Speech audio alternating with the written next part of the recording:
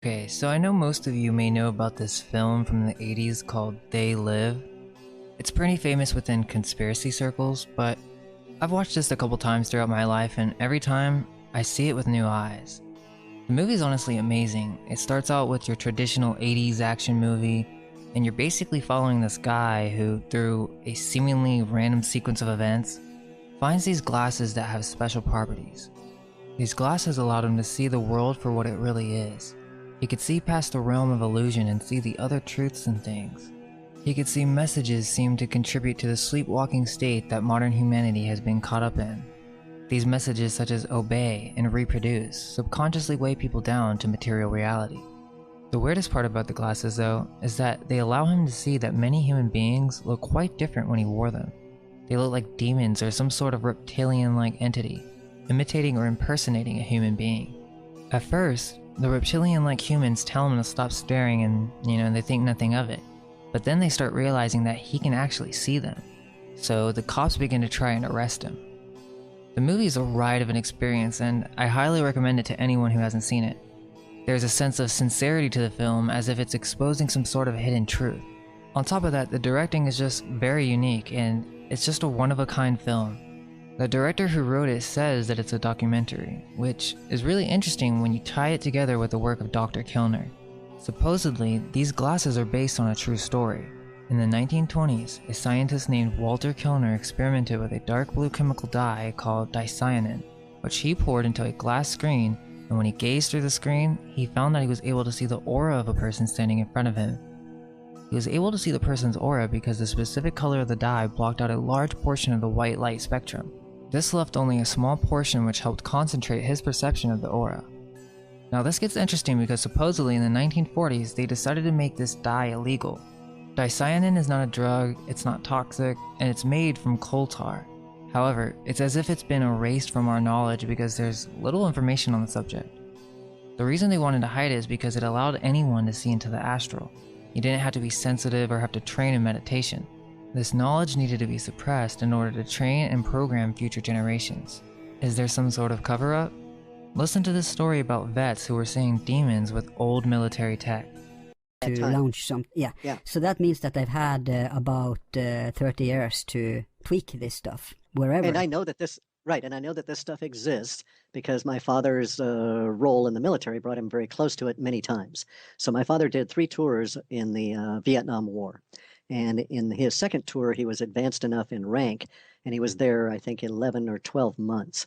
And when he was in country at that point, he's always been a field officer and came up in the military through the Korean War in a battlefield commission.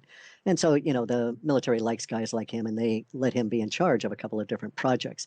One of the projects that he was in charge of at the time was this technology that they introduced into Vietnam that almost brought the war to a standstill. Wow. And this technology was a night vision goggle. But it's not night vision as we have it now, okay? Because the night vision goggle was done in the red spectrum. And so when my father came back from Vietnam... You mean infrared or... No, I'll explain. Ordinary red. Oh, ordinary red, okay. So instead of seeing... When you look at a night vision goggles now, you see green. Everything is translated into green for you. And human eye sees green, more colors, shades of green than any other color. It's part of our evolution, our need to find food. So that's clever then. Correct. But see, here's the thing. It started off as red.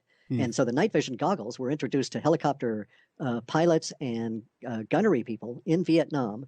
And I won't hesitate as to I won't guess as to which year it was that they introduced them. But my father was part of this initial experiment with the troops that he commanded. And it was a disaster because the image was presented in red pixels, not green. And because of the technology being used at that time, it created very interesting effects that they could not deal with. So you had some officers that were part of this cadre or this cohort of other officers that were all testing these new technologies for the military that had their troops always use these goggles. And those units became self-destructive. They went down in a horrid situation. My father was extremely practical, didn't want to see himself get destroyed in any way, wanted to return and get out. So as soon as he saw what was going on with these goggles, he had his people take them off. And he actually got praise from the military for the way that he dealt with all of this. But the effect was this. A gunner in a helicopter would have no problem using these goggles. and only everything is showing up as a sort of a faint reddish image. And it was true night vision the way we have it now, and even a greater depth, because you could also flip it and get an extra layer that was sort of yellowish that would be heat signatures as well. And they don't have those combined anymore in these goggles. Anyway, the goggles that were presented to the gunners, and my father tells the story of the very first time they're out with them, and they're flying along, and he's in the front of the helicopter with the pilot, and all of a sudden, in a very peaceful area, not anything going on at all, the gunner in his on the starboard side of his helicopter starts firing wildly at their height, not at anything on the ground, but at an area that he was shooting at, and basically causing other helicopters in their little flotilla to have to react. And my father goes on back to the gunner, basically demanding, "What the hell, dude? What are you shooting at?" and the kid is just sweating profusely, and his eyes are just dilated beyond belief. And my dad thought he was dealing with another heroin addict, but this was before it had gotten really bad in Vietnam, and the kid was not exhibiting those kind of symptoms. He was reacting to what he had seen. And he's describing to my father that he was shooting at these basically flying demons that were flying alongside the helicopter. And he knew they were coming to get him because they were gesturing at him and they could see him.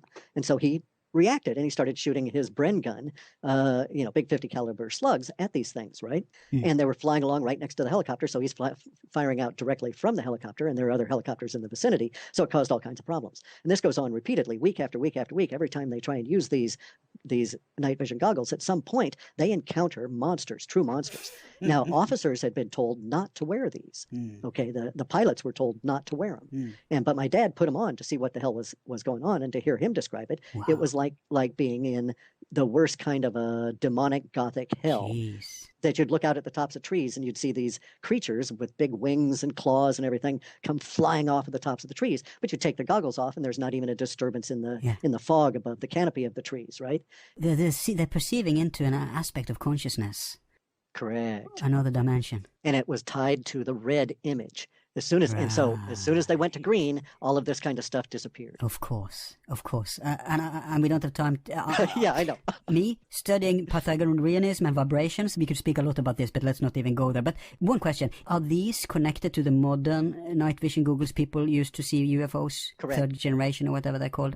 Is this the same technology? It's the same technology. It's just that the translation is done through a different phase alignment, and we're not seeing everything that the goggles could show you. And they don't connect it to heat signatures either, right? Organic. They don't do that, and then they also don't do it with a red display. Now, the red aspect of it is interesting because the green display comes from electrons, not photons, okay? And it comes from electron transmission. Presumably, they were still doing electron transmission. They were just turning it into a red filter. Walter Kilner